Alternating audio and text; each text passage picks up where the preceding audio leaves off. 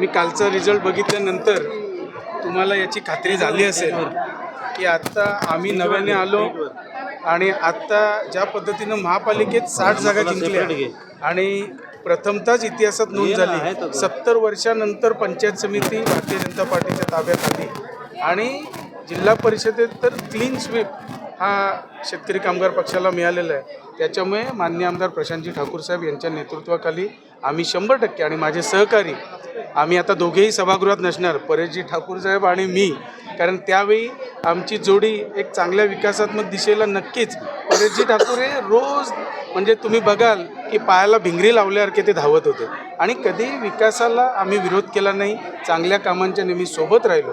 आज त्याचीच प्रचिती आपण बघतो। दुसऱ्यांदा महापौर माननीय नितीनजी पाटील साहेब हे आज विराजमान झालेले आहेत आणि प्रमिलाताई देखील उपमहापौरपदी विराजमान झालेले आहेत। यांना नक्कीच पुढच्या त्यांच्या कारकिर्दीसाठी नक्कीच मनापासून शुभेच्छा देतो आणि याच्या पुढे जी कामं थोडीफार राहिली असतील ती कामं एवढ्या चांगल्या पद्धतीनं होतील की पुढे अजिबात विरोध करायला कोणताही प्रश्न राहणार नाही। मग तर पडद्यामागचे सूत्रधार तर तुम्हीच आहात।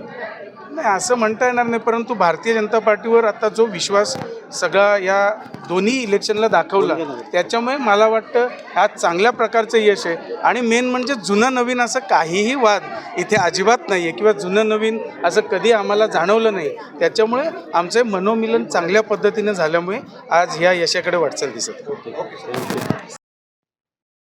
नगरपालिकेची महापौर आणि उपमहापौर निवडणूक झाली आणि त्याच्यामध्ये माननीय नगरसेवक श्री नितीन जयराम पाटील यांची महापौरपदी आणि प्रमिला रविनाथ पाटील यांची उपमहापौरपदी बिनविरोध अशी इथे निवड झालेली आहे।